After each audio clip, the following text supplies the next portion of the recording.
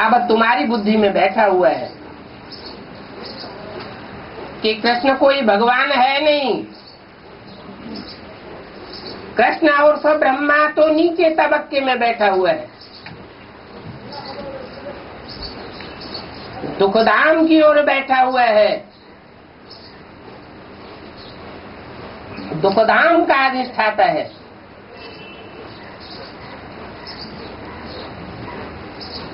इसलिए बोला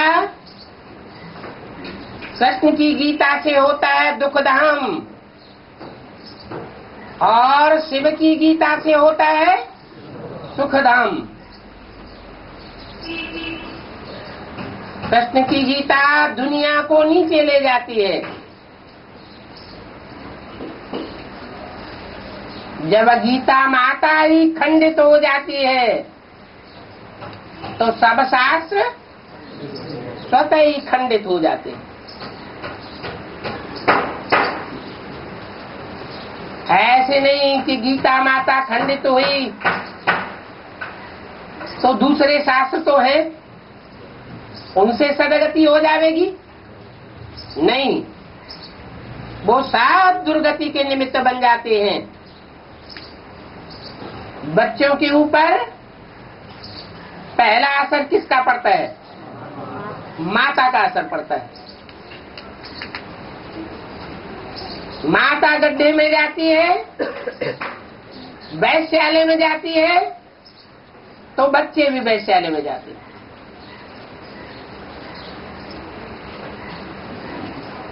अभी बाप आए हैं इस वैश्यालय को शिवालय बनाने के लिए।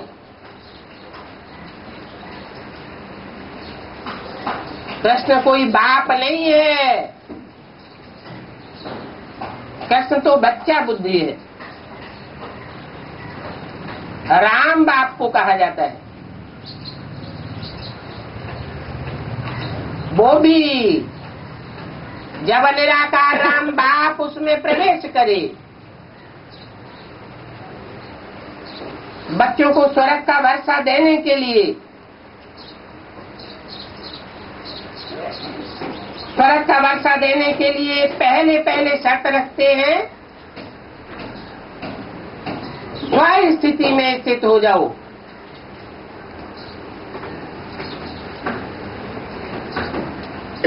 नर देहधारी को कहा जाता है, देह की स्मृति होने के कारण नर नरक ही बनाता है।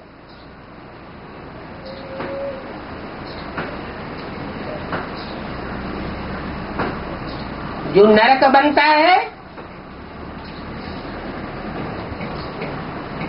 वो रौरव नरक भी हो जाता है। तब कहीं मनुष्यों को बुद्धि में समझ में आता है कि हम नरक में पड़े हैं।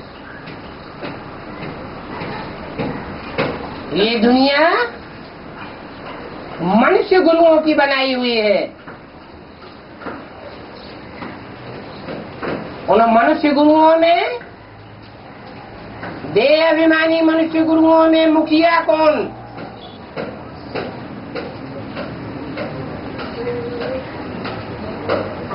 दयानंद, विवेकानंद, क्राइस्ट, इब्राहिम। मुखिया कौन? ब्रह्मा है मुखिया।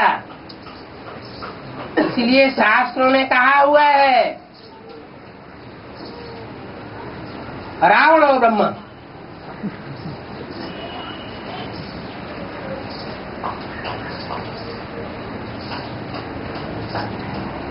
रावण को भी अनेक शीश दिखाए जाते हैं और ब्रह्मा को भी अनेक शीश दिखाए जाते हैं।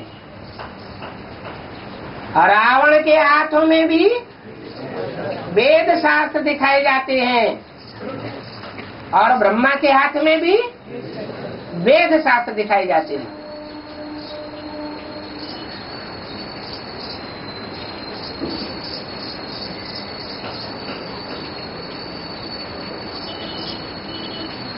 रावण के सर के ऊपर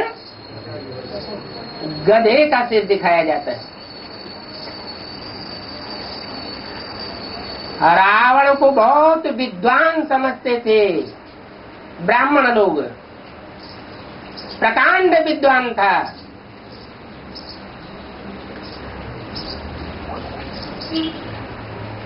फिर गधे का सिर क्यों दिखाया जाता है? कोई में ज्ञान बहुत ज्यादा हो लेकिन प्रैक्टिकल में धारणा न हो सके।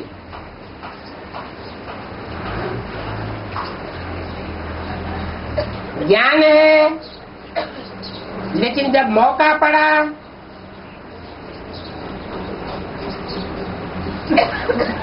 तो हाथ फेल हो गया। ज्ञान होता है योग के लिए, लगन पावरफुल बनाने के लिए, और योगी का हाथ फेल हो जाए तो उसे योगी कहेंगे? भोगियों का दिल धड़कता है, योगियों का दिल धड़कता नहीं।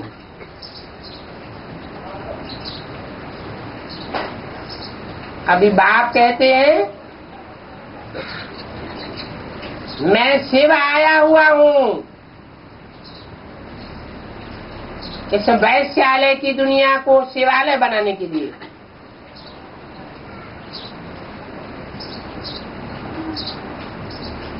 तो मन मना भव, मेरे में मन लगा। मेरे में अर्थात दो रूप हैं मुख्य, जिसके लिए कहते हैं तुमेव माता च पिता तुमेव। तो दो रूपों में बुद्धि लगाऊं क्या? उससे कल्याण होगा? कहते हैं मुझे एक ऊंच से ऊंच बाप को याद करो। ऊंच से ऊंच को याद करेंगे तो ऊंच लक्ष्य प्राप्त कर सकेंगे। माँ से भी ऊंचा है बाप, क्योंकि माँ भी रचना है और रचयिता है बाप। लेकिन रचयिता निराकार ज्योति बिंदु को नहीं कह सकते।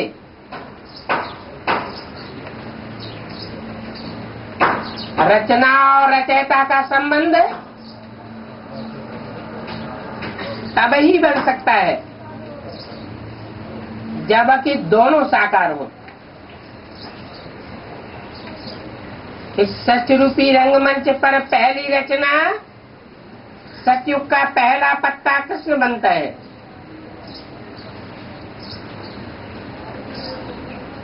और उसका रचयिता बीज बाप बनता है। लेकिन बीच में कौन आती है? माँ रूपी जड़ आती है। जड़ आधार है। श्रेष्ठ रचना कृष्ण का भी आधार है।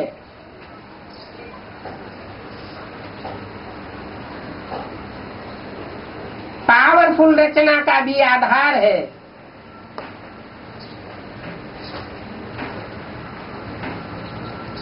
कृष्ण रचना है,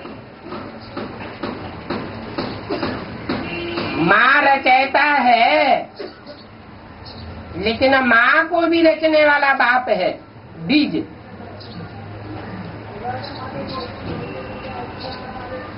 वृक्ष के जो भी हिस्से होते हैं, ये मनुष्य शक्ति के जो भी हिस्से हैं, चाहे जड़ें हैं, चाहे तना है, टहनियां हैं, फल हैं, फूल हैं, पत्ते हैं, उनमें सबसे जास्ती पावरफुल होता है बीज।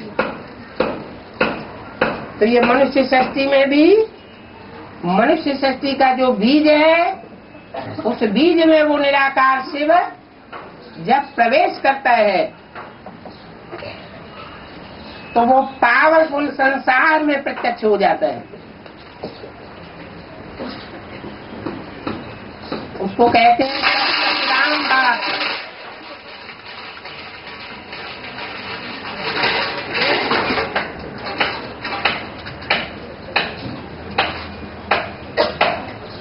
सर्वशक्तिवान बाप क्या सदैव सर्वशक्तिवान के रूप में प्रत्यक्ष होता है? माया भी तो सर्वशक्तिवान है। आधा कल्प बाप की शक्ति सर्वशक्तिवान के रूप में प्रत्यक्ष है, तो आधा कल्प माया की शक्ति सर्वशक्तिवान के रूप में प्रत्यक्ष है। क्यों? जब बाप ही कल्याणकारी है तो सदैव बाप ही कल्याणकारी होना चाहिए।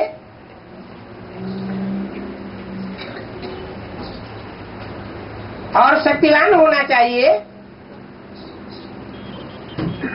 ये रावण शक्तिवान कैसे हो जाता है? माया रावण के 5 सिर प्रकृति को आधीन कर लेते हैं।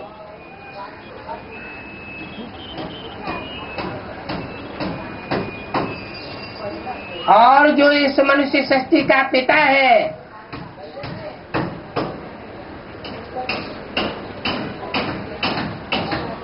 वो संघर्ष में आ जाता है। उस रावण राज्य की दुनिया में संघर्ष करते करते कितने हजार वर्ष बीत जाते हैं? 2500 वर्ष बीत जाते हैं। रावण से युद्ध करते करते। एक जन्म की बात नहीं है। कितने जन्मों की बात है? 63 जन्मों की बात है। ऐसा क्यों होता है?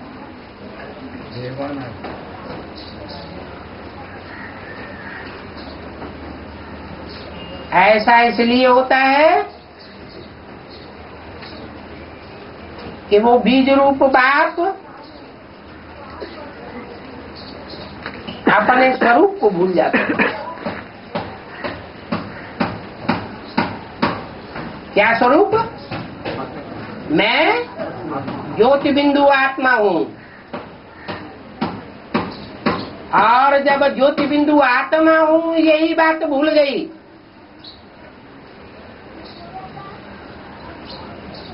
तो अपन को देह समझने के कारण माया रावण के 5 सिरों की चक्करी में आ जाता है। जैसे प्रकृति के 5 तत्व माया रावण अपने अधीन कर लेता है।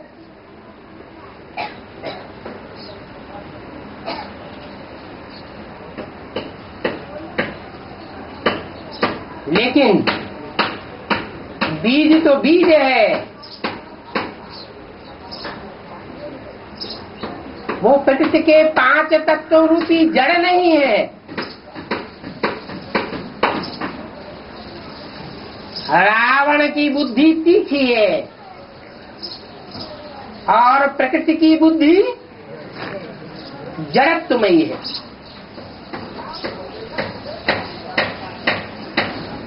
अपन को जड़ शरीर समझने के बावजूद भी उस शरीरधारी में जन्म जन्मांतर वो बीज आत्मा निवास करती है और आत्मा का कभी विनाश नहीं होता है। इसलिए विस्मृति होने पर भी संघर्ष करती रहती। तब तक संघर्ष करना पड़े जब तक देह का अहंकार चूर चूर न हो जाए।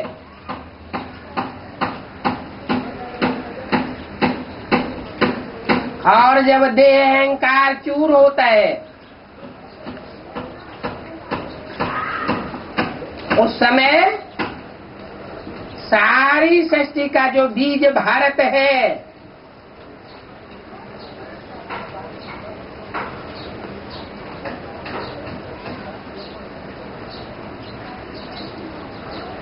उस समय नास्तिक बन पड़ता है।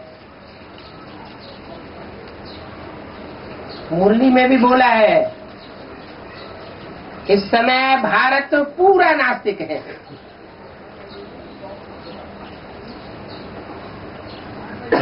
क्योंकि भारत की राजधानी पर टाइम टू टाइम सभी धर्मों ने राज्य किया है। किसके ऊपर? भारत की राजधानी। राजधानी अर्थात धारणा शक्ति। धारणा शक्ति के ऊपर ही जब कब्जा हो गया तो आखिरी भारत को हेल्पलेस होना पड़ता। और 63 जन्म में मनुष्य आत्माएं भक्ति करती आई।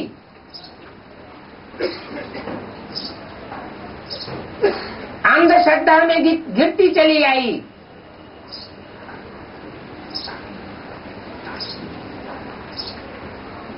अपन को ऊपर नहीं उठा सकी।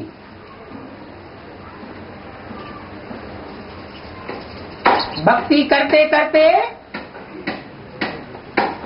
पर ही घिस गई। चाहे बीए हो, चाहे एमए हो, चाहे पीएचडी पास किया हो, चाहे डीलिट किया हो, वो भी भक्ति में क्या करते हैं? अंधश्रद्धा की बातों को अपनाते रहते हैं। सारे भारतवासियों की ये दुर्दशा हो जाती है। उस समय भारत पूरा नास्तिक बन जाता है, देहभान में चूर होकर।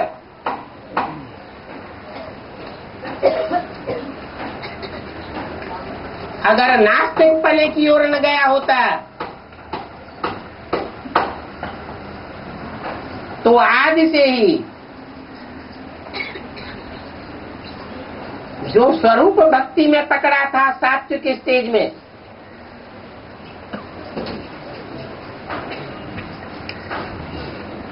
कि परम पिता का ये रूप है जो सोमनाथ मंदिर में राजा विक्रमादित्य को सजेस्ट किया था। क्या सजेस्ट किया था?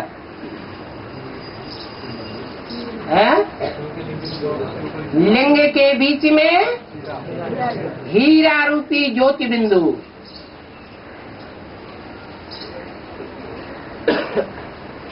वो शिव की यादगार है।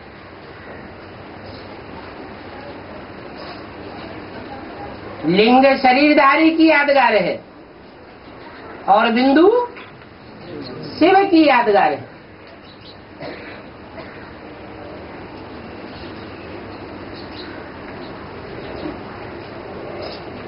वो बात विस्मृति होती चली गई।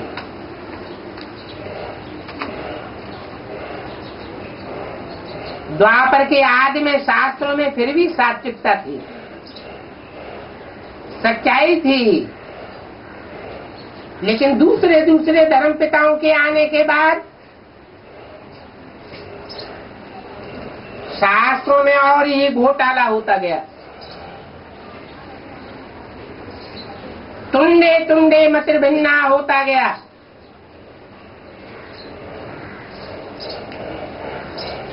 और भारत नास्तिकता की ओर बढ़ता गया।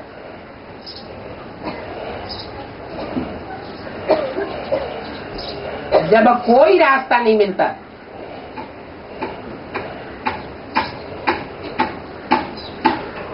तो अंत में कौन याद आता है?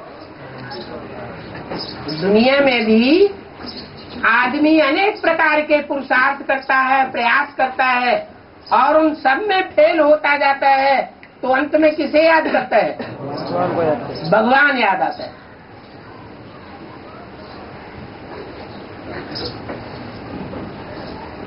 लेकिन भगवान को जानते नहीं, याद आने से कोई फायदा नहीं।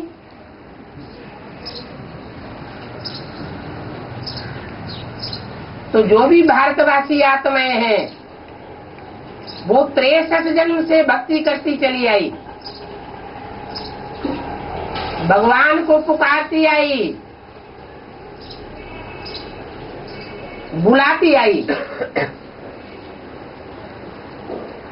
और उनकी आवाज को भगवान ने नहीं सुना।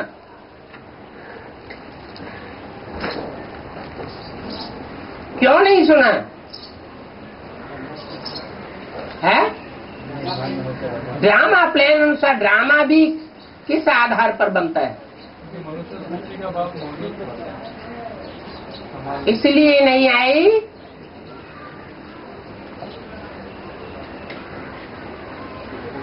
कि वो सब झूठे हो जाते हैं।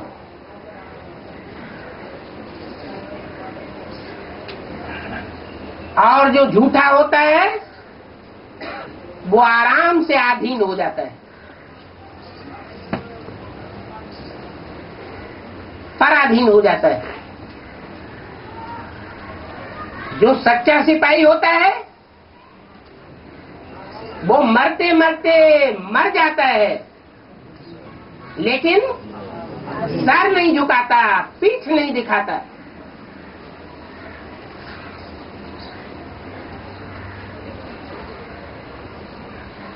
आखिर कारण क्या है कि शिव ज्योति बिंदु परम पिता परमात्मा इस सृष्टि पर आता है तो एक ही मुकर्रर रथ क्यों चुनता है? और भी तो है। एक ही सत्य। ड्रामा में नूद है। अरे ड्रामा में क्या? ड्रामा में जो कुछ भी नूद है वो नूद कौन करता है? नूद करने वाला कौन? हम सभी आत्मा। आत्मा नूद करती है। बाप आते हैं, बाप को गुड ट्रुथ गॉड फादर कहा जाता है। तो ट्रुथ गॉड फादर को क्या प्रिय होगा? सच्चाई प्रिय है। इसलिए बोला अपना पूरा पोता मेल देने वाला कोई कोटों में एक है। बल कितनी भी कमजोर आत्मा हो जाए, कितना भी महाकामी पतित बन जाए, सारी दुनिया की नजरों में कितना भी झूठा हो, सबको धोखा देने वाला बन जाए, लेकिन परमात्मा बाप जब आते हैं ये जानने के बाद उस बाप के सामने सच्चा बना रहे।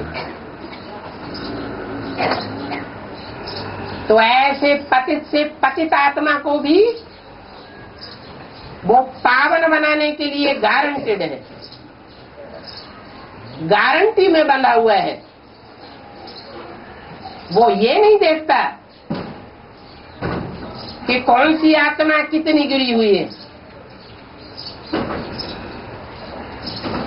गिरे हुए से घृणा नहीं करता, पतित तमो प्रधान आत्माओं से घृणा नहीं करता, उनकी सच्चाई को प्यार करता है। और वो सच्ची आत्माएं नंबरवार निकलती हैं। हर धर्म में सच्ची आत्माएं जाती हैं।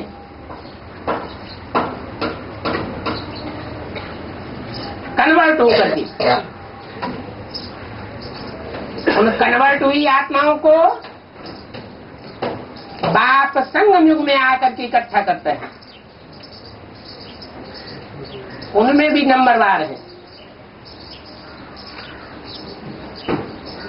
कोई पूरा पुरुषार्थ करने वाली है सच्चाई के लिए, और कोई परिस्थितियों में हिलक जाती है।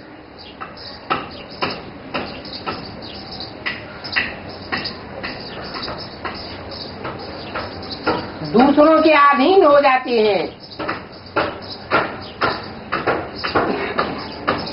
अवसरवादी बन जाती हैं।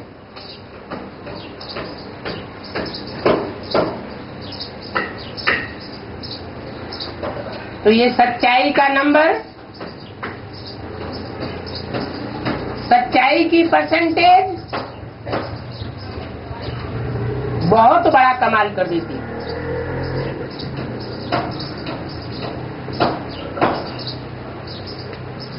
संसार में ऊंच पद और नीच पद सच्चाई के आधार पर बनते हैं।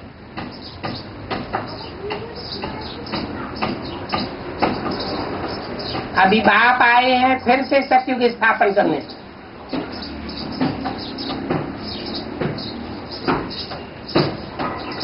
और सत्य बाप आते हैं तो फिर से प्रकृति का आधार लेते हैं।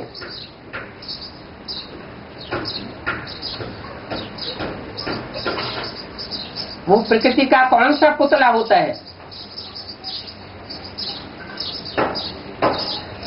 जिसका मुकर्रर रूप से आधार लेते हैं? वो वही पुतला होता है जो अंतिम जन्म में भी नास्तिक बनने के बावजूद भी झूठ से संघर्ष करता रहता है।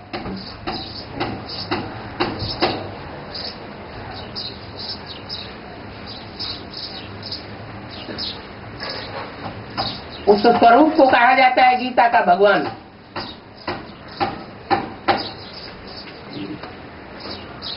गीता माता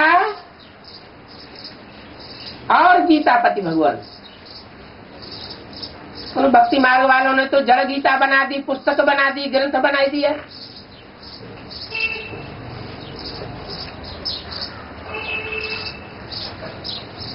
यहाँ तो माता भी चैतन्य है,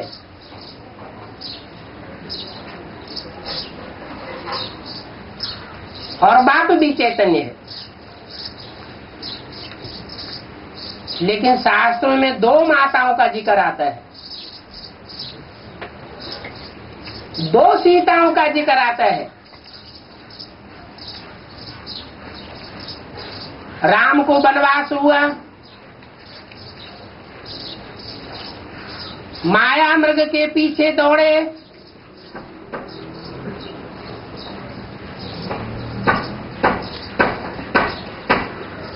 तो असली सीता से बोला तुम पावक में करो निवासा, तुम योगाग्नि में निवास करो, तब लगी करो निशाचर नासा। तब तक इन निशाचरों का मैं नाश करता हूं। असली सीता को योगाग्नि में बैठा दिया और रावण के पंजे में वो सीता आई जिसका सोने का मूर्ति का रूप बना के रख दिया, और धातुएं होती हैं, नंबरवार होती है, कम कीमत की होती है, और सोना बेस कीमती माना जाता है। इसलिए परिवर्तित क्यों कहा जाता है सच्चा सोना है? सच्चा सोना अर्थात सच्चाई है। तो सच्चे सोने की सीता बनाकर बैठा जी, और रावण उसको अपहरण करके ले जाता है। क्या इसलिए रावण ले जाता है? जब सच्ची है, सोने की सीता है, तो रावण कैसे ले जाता है?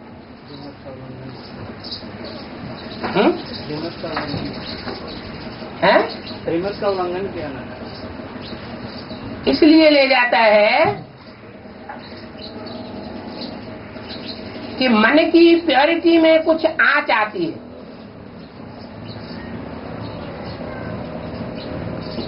तो ले जाता है। रावण सिर्फ सोने की सीता को ही नहीं ले जाता,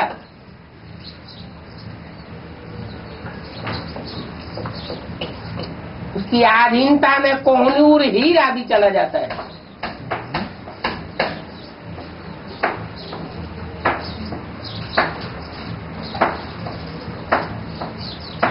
कौन है नूर हीरा? जिस हीरे की कीमत आज तक कोई ने नाप नहीं पाई।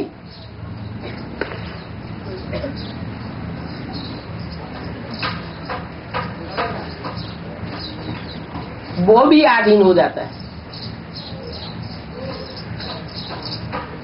तब पुकारता है।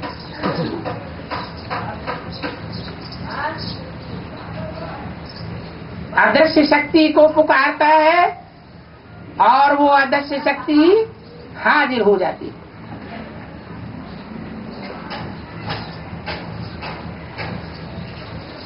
सच्चाई को सच्चाई खींचती है, झूठ को झूठ खींचता है।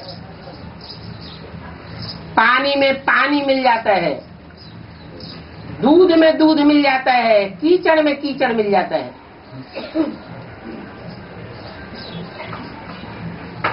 वो सुप्रीम सोल बाप जो सदैव कल्याणकारी शिव है,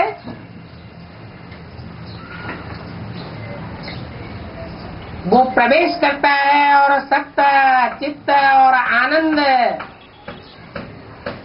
तीन रूपों में संसार में अंततः प्रत्यक्ष हो जाता है। उसको कहा जाता है गीता का भगवान।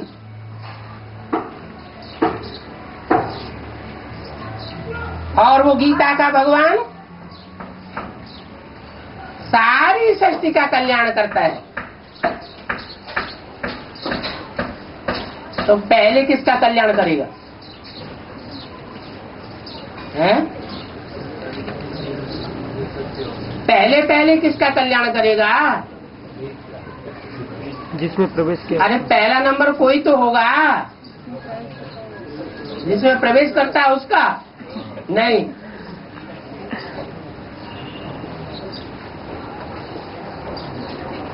एक के पतित बनने से सब पतित बन जाते हैं और एक के पावन बनने से सब पावन बन जाते हैं। वो एक कौन? वो ही गीता माता।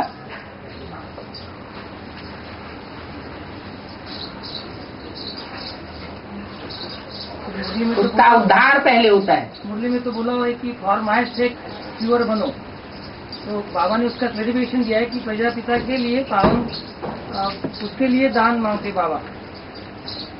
अभी पिछली वाणी में बाबा ने बोला हुआ था कि फॉर माय सेक पवित्र बनो।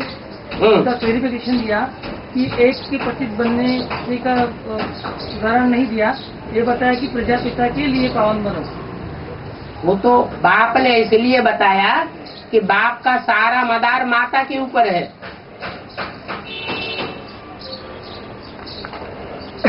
सारा परिवार किसके आधार पर है?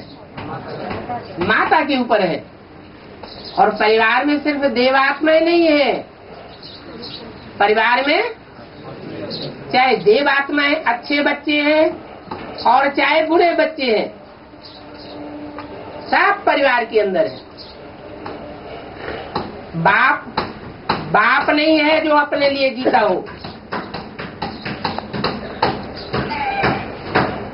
घर में आग लगेगी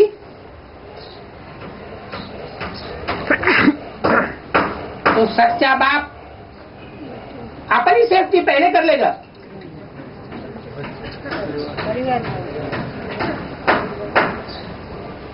बच्चों को नहीं देखेगा।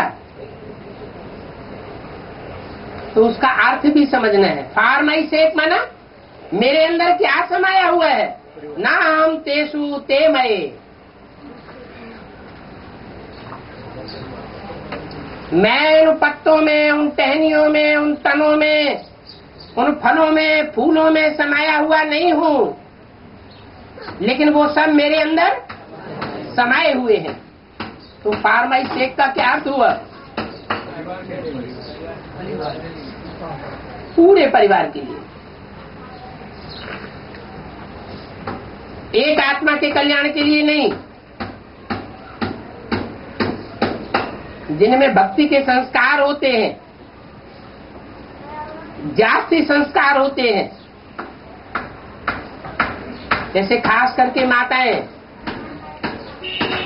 जब भगवान को भगवान के रूप में पहचानती है तो अपने परिवार का सुख दुख भूल जाती है, अपने पति को क्या कष्ट होगा ये भी भूल जाती है। किसके पीछे पागल हो जाती? भगवान के पीछे पागल हो जाती। ये क्या हुआ है? सही हुआ? कैसे?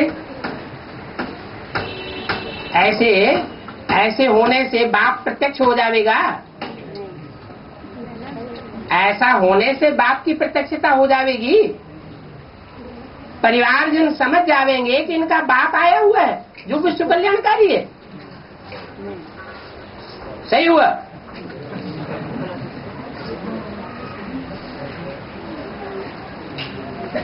तो बाप विश्व कल्याणकारी है। विश्व में 500-700 करोड़ सब समाये हुए हैं और उन 500-700 करोड़ मनुष्यों के आधार पर कीड़े मकोड़े, पशु पक्षी, पतंगे सबका जीवन बनता बिगड़ता है।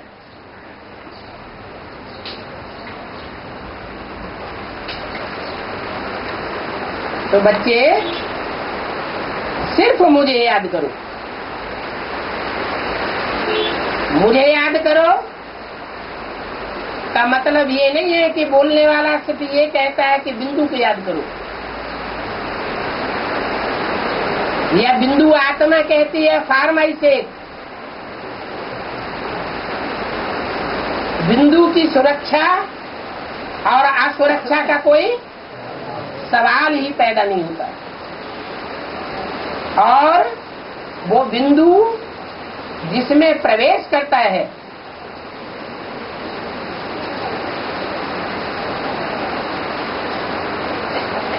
वो कमजोर बन जाता है या पावरफुल होता है? जिसमें प्रवेश करता है वो कमजोर बन जाता है या पावरफुल होता है? पावरफुल होता है।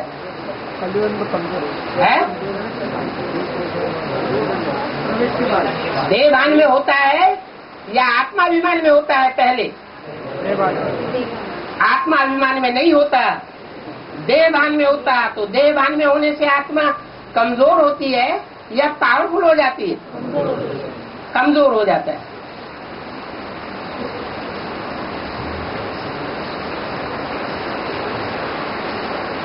जैसे 63 जन्म ये बुद्धि में सबके बैठा रहा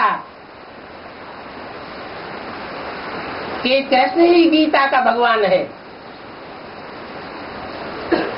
तो कृष्ण की आत्मा भी संसार में मौजूद होगी ना, उसके ऊपर इस बात का क्या असर पड़ेगा? सारी दुनिया कहती है कृष्ण गीता का भगवान, तो कृष्ण वाली आत्मा की बुद्धि में क्या असर पड़ेगा? है? उसको अहंकार आ जाएगा, कृष्ण ही गीता का भगवान है। इसलिए ब्रह्मा और प्रकृति की बुद्धि में अभी भी नहीं बैठा है पूरा कि गीता का भगवान साकार में कोई और हो सकता है।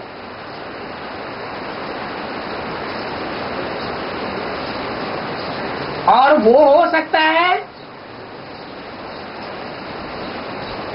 जो विष पीते हुए दिखाया गया है।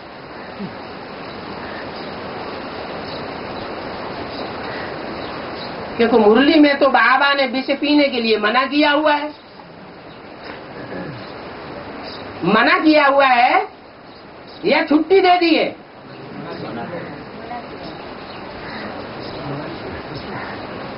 मना किया हुआ है और वो विष पीता है।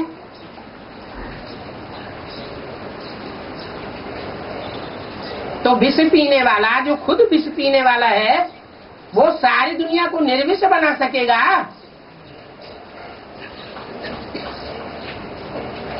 है? है?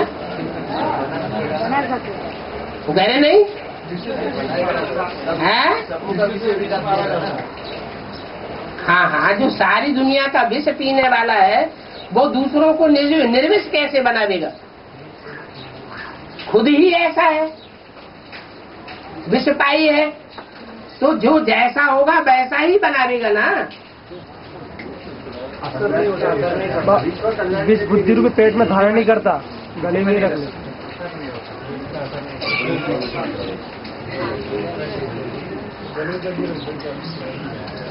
इसलिए कहते हैं सद्गुरु, सद्गुरु की बात माननी चाहिए, लेकिन सद्गुरु के कर्मों को फॉलो नहीं करना है। इसलिए मुरली में भी बोला है, शंकर समान पुरुषार्थ नहीं करना है, शंकर बन करके नहीं बैठ जाना है, ब्रह्मा को कर्मों में फॉलो करना है, बात मेरी मानना है। बाप समान बनना बोलते, हाँ बनो, बने तो क्या हुआ फिर? उसका अर्थ क्या होता है? उसका अर्थ क्या? बाप समान का ताकत भी तो होनी चाहिए। बाप विष पाई है और विष पीने के बावजूद भी प्रसन्न रहता है और ज्ञान सुनाता है, ज्ञान उड़ नहीं जाता, तो इतनी ताकत है। एक बात में फॉलो किया और दूसरी बात में उड़ गया, तो कैसे चलेगा? इसलिए बोला कि कर्मों में ब्रह्मा को फॉलो करना है और बात मेरी माननी है, उल्टा नहीं करना। गीता को भगवान मानने का जो कर्म है वो तो ब्रह्मा की टोली करती है ना। हाँ जी, उसको गीता का भगवान समझती है वो टोल। हाँ, उसको फॉलो क्यों करने का? उसको क्यों फॉलो करने का? उसके कर्मों को, उसने जो कर्म किए हैं, कर्म कैसे किए हैं? उसने जो कर्म किए हैं सन 68 तक, 18 जनवरी तक, वो कर्म कैसे किए हैं? विकारी कर्म किए हैं क्या? ज्ञान नहीं था ना उनकी बुद्धि में, कोई ज्ञान तो था नहीं। ज्ञान नहीं था। ज्ञान न होने के बाद वैष्णो देवी में ज्ञान है क्या? जो वैष्णो देवी का पार्ट बजाने वाली है उसमें ज्ञान है क्या? उसमें भी ज्ञान नहीं है। लेकिन क्या है? प्योरिटी। कोई ज्ञान का एक पॉइंट बुद्धि में नहीं बैठ रहा है कि साकार में गीता का भगवान कोई दूसरा हो सकता है। 63 जन्मों से ये संस्कार भरा हुआ है उस आत्मा में। क्या? जैसे और गुरुओं में भरा हुआ है शिवोहम ब्रह्मास्मि, ऐसे ही उस आत्मा में भी क्या भरा हुआ है? ब्रह्मास्मि और शिवोहम। मेरे में ही शिव ने पहले प्रवेश किया। यदि कि आज की बात उनकी बुद्धि में थी क्या?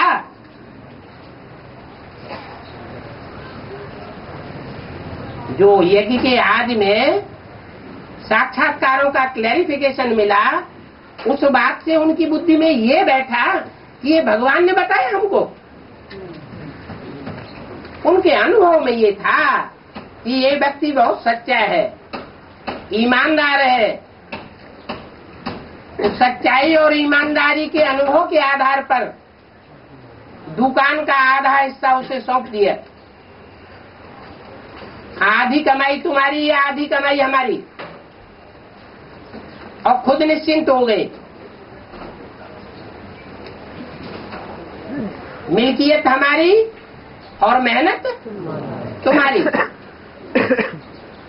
तो जीवन का जो अनुभव था, उस अनुभव के आधार पर उन्होंने जिस व्यक्ति को संसार में सबसे सच्चा समझा, ईमानदार समझा, उसको दुकान सौंप दी। लेकिन क्या ये बुद्धि में बैठ गया कि ये भगवान का रूप है, इसमें भगवान ने प्रवेश किया? नहीं बैठता।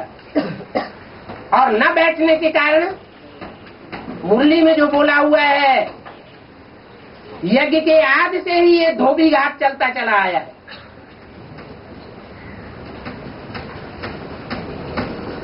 तो जो परमात्मा पार्ट अभी था, वो परमात्मा पार्ट पहले भी था। पहले था प्रजापिता ब्रह्मा के रूप में। ब्रह्मा के रूप में जो पार्ट बजाने वाली आत्माएं हैं, उनमें जो मुख्य है उस रूप में। लेकिन ये ब्रह्मा बाबा की बुद्धि में नहीं बैठ सका।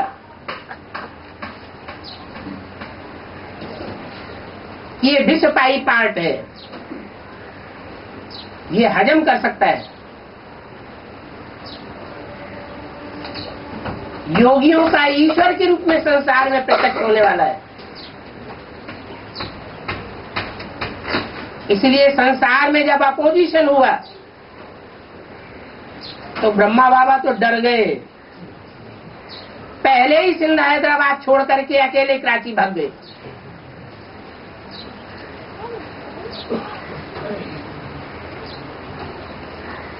जो बना बनाया महल तैयार हुआ पड़ा था, अकेले जाके धूनी जमा दी। फिर सन 47 में जब हिंदुस्तान पाकिस्तान का बंटवारा हुआ, उस समय जो कन्याएं माताएं 7-7 तालों के अंदर डाली गई थी, किस कारण डाली गई थी? कोई कारण बना होगा। क्या कारण बना था? है? अमेरिका के अरे यही कारण बना था कि परमात्मा के उस अजूबे गरूबे पार्ट को, अड़भंगे पार्ट को कोई ने पहचाना नहीं था। सिर्फ स्वयं ब्रह्मा की आत्मा ने नहीं पहचाना, तो दूसरा कोई कौन पहचानेगा? और 2 पार्टियां बन गई यज्ञ में। विनाश ज्वाला यज्ञ कुंड से ही प्रज्वलित हुई, आदि में ही। तो जो कन्याएं माताएं तालों के अंदर बंधन में आ गई, कब तक बंधन में रही? 47 तक बंधन में रही सिंध हैदराबाद में। कब से? उसी समय से, शुरुआत से थी, जब से झगड़ा हुआ 2 पार्टियों के बीच में।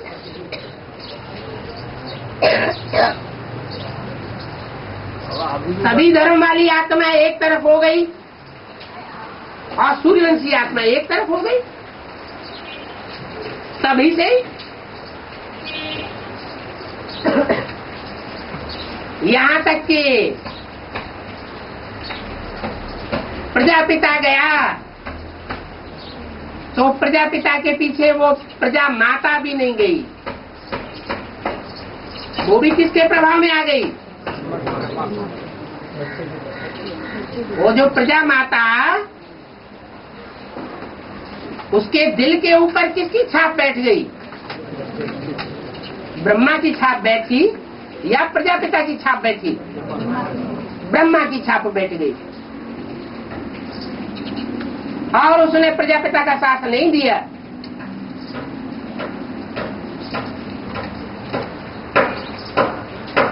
सिर्फ इसी बात को लेकर के।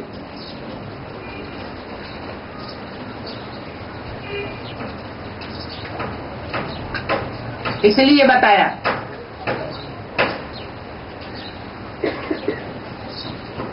कि एक होता है ज्ञान को सुनना और सुनाना। ज्ञान को सुनने और सुनाने की फाउंडेशन किसके द्वारा डाली गई है? माता के द्वारा। जिस माता के द्वारा ज्ञान सुनने और सुनाने की फाउंडेशन डाली गई, वही माता रावण के पंजे में आ जाती है।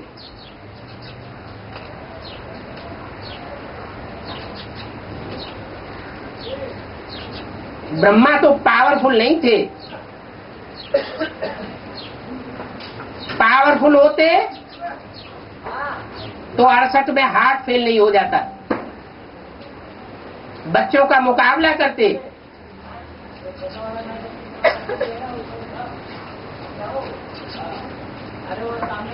भिखारियों के हाथों में यज्ञ की सत्ता सौंप करके नहीं चले जाते।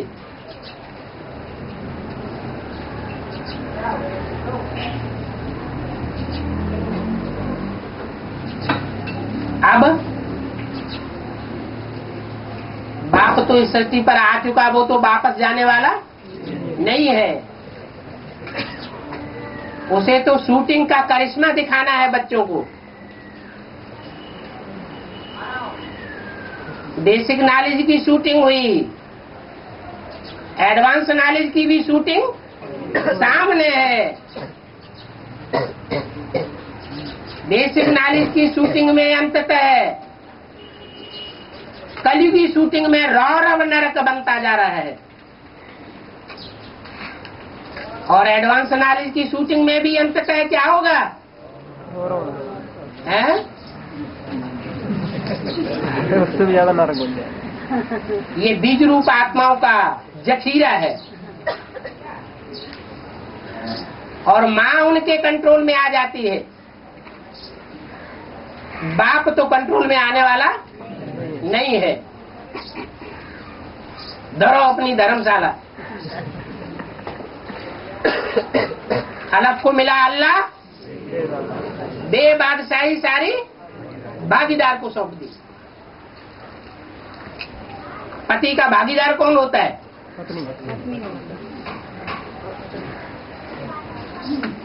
पति का भागीदार पत्नी। कहते हैं कि पत्नी कुछ पुरुषार्थ करे या न करे, लेकिन पति के पुरुषार्थ में से आधा हिस्सा उसको मिल जाता है। क्या खासियत की है? सतयुग में पहले पहले कदम बढ़ाया माता ने, और कोई भी बच्चे रूपी आत्मा ने कदम नहीं बढ़ाया। इसलिए आधा हिस्सा माता का बन जाता है और पिता बंध जाता है। उस माता को अंत तक सहयोग देने के लिए, लेकिन सहयोग तो तब दिया जाए जब लेने वाला लेने के लिए तैयार हो। तो यज्ञ के आज में ही वो गीता माता झूठी गीता माता हो चुकी।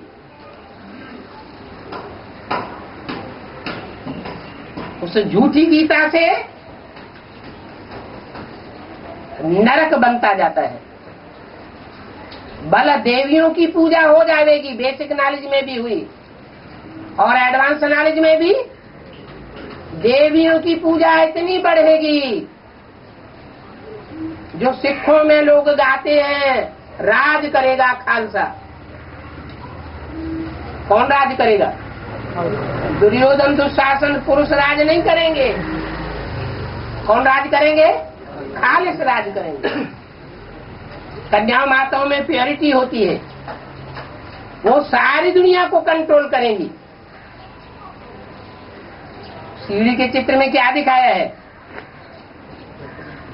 अंत में रिजल्ट क्या निकलता है? छुपा रुस्तम बाद में खुले। हैं? अरे कलयुग अंत में भारत में खास माता की पूजा होती है, जय माता दी, जय माता दी। चारों ओर माता जी के भक्त ढेर सारे निकल पड़ते हैं और पिताजी का नाम निशान गायब हो जाता है। लेकिन सीढ़ी के अंत में दिखाया है, चाहे गणेश हो, चाहे हनुमान हो, चाहे देवी हो, चाहे कोई भी हो, सबकी क्या हो जाती है? डूबी जा हो जाती है जब बाप प्रत्यक्ष होता है। एक सच्चा और बाकी सब झूठा साबित हो जाता है।